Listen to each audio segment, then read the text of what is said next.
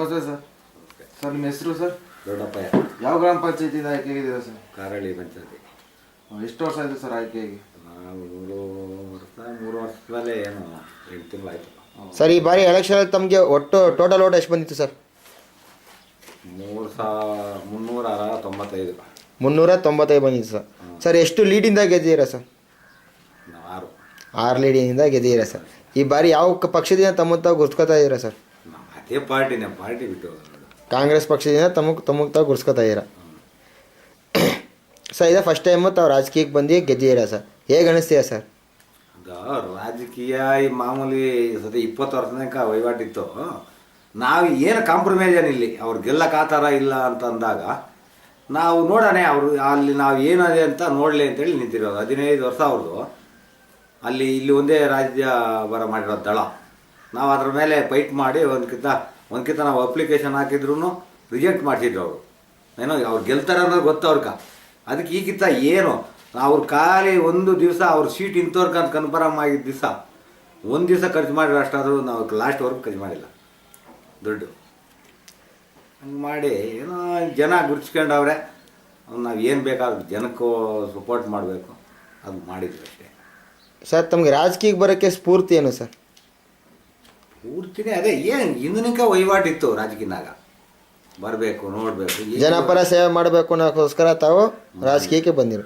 ತಮಗೆ ರಾಜಕೀಯದಲ್ಲಿ ಗುರುಗಳು ಅಂತ ಇದ್ದಾರೆ ಸರ್? ಯಾರು ನಾವೇನು ಗುರುಗಳು ಅವೆಲ್ಲ ಗುರುಸ್ಕೊಂಡಿಲ್ಲ.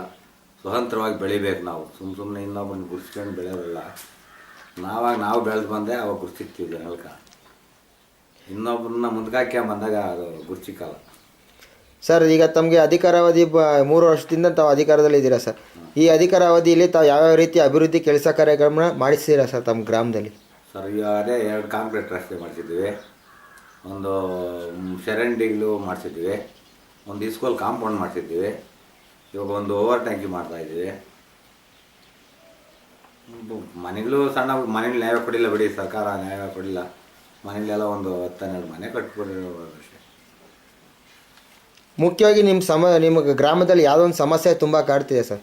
ಈಗ ಸಮಸ್ಯೆ ಒಂದು ಬೋರ್ ಹಾಕ್ಸ್ತೀವಿ, ಬೋರ್ ನೀರದೇ ಸಮಸ್ಯೆ. ಇವಾಗ ನೀರಿನ ಸಮಸ್ಯೆ ತುಂಬ ಕಾಡ್ತಿದೆ ಸರ್. ಸಮಸ್ಯೆನೇ ತುಂಬ.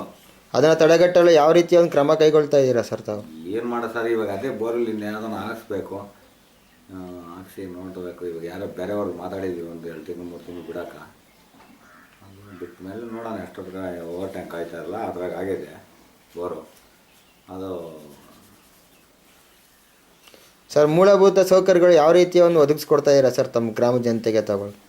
ಏನು ಮೂಲಭೂತ ಸೌಕರ್ಯ ಅಷ್ಟೇ ಸರ್. ಮನೆ ಮಠ ಅವೆಲ್ಲ ಆಗೈತೆ. ಇನ್ನೇನು ನೀರು, ಚರಂಡಿ ಇಷ್ಟೇ ತಾನೆ ಮೂಲಭೂತ ಬೇಕಾಗಿರೋ. ನೀರು ಮುಖ್ಯವಾಗಿ, ಚರಂಡಿ ಸ್ವಚ್ಛತೆ ಮಾಡಿದ್ರೆ ಕೊಟ್ಟರೆ ಸಾಕು ಅಷ್ಟೇ. ನೀನು ಸರ್, ರಾಜಕೀಯಕ್ಕೆ ತಾವೇ ಮೊದಲು ಅಥವಾ ತಮ್ಮ ಫ್ಯಾಮಿಲಿಲಿ ಮುಂಚೆ ಯಾರು ಇದ್ದೀರಾ ಸರ್?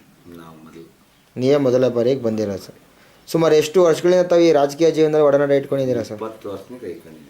20 ವರ್ಷಗಳಿಂದ ತಾವು ರಾಜಕೀಯ ಜೀವನ ಒಡನಾಟ ಇಟ್ಕೊಂಡಿದ್ದೀವಿ ಸರ್. ರಾಜಕೀಯ ಬಿಟ್ಟು ಬೇರೆ ಇನ್ಯಾವ ಸಂಘ ಸಂಸ್ಥೆನ ತಮ್ಮನ್ನು ತಾವು ತೊಡಗಿಸ್ಕೊಂಡಿದ್ದೀರಾ ಸರ್? ಇನ್ನು ಆಳ್ನೇರಿನಾಗ ಹೋಗೋದಕ್ಕಿಂತ ಇದಾಗಿದ್ದು ಡೈರೆಕ್ಟರ್ ಆಗಿದೆ.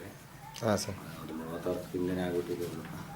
ಈಗ ಸದ್ಯದಲ್ಲಿ ಯಾವುದೇ ರೀತಿಯಾದ ಬೇರೆ ಸಂಘ ಸಂಸ್ಥೆಯಲ್ಲಿ ತಮ್ಮನ್ನು ತಾವು ತೊಡಗಿಸ್ಕೊಂಡಿಲ್ಲ ಸರ್. ಸರ್, ಕೊನೆಯದಾಗಿ ತಾವು ಈ ಸ್ಥಾನಕ್ಕೆ ಬರಬೇಕು ಅಂದರೆ ತಮಗೆ ಓಟ್ ಹಾಕಿ ಗೆಲ್ಲಿಸೋಂಥ ಜನತೆನೇ ಕಾರಣ ಸರ್. ಕಾರಣ ಈ ಸಂದರ್ಭದಲ್ಲಿ ಅವ್ರಿಗೆ ಏನೆಲ್ಲಕ್ಕೆ ಇಷ್ಟಪಡ್ತೀರಾ ಸರ್ ನಮ್ಮ ಮುಖಾಂತರವಾಗಿ? ಅವ್ರಿಗೆ ನಾವು ಓಟ್ ಹಾಕಿದವ್ರಿಗೆ ನಾವು ಇದು ಕೊಡಬೇಕಾಗ್ತದೆ.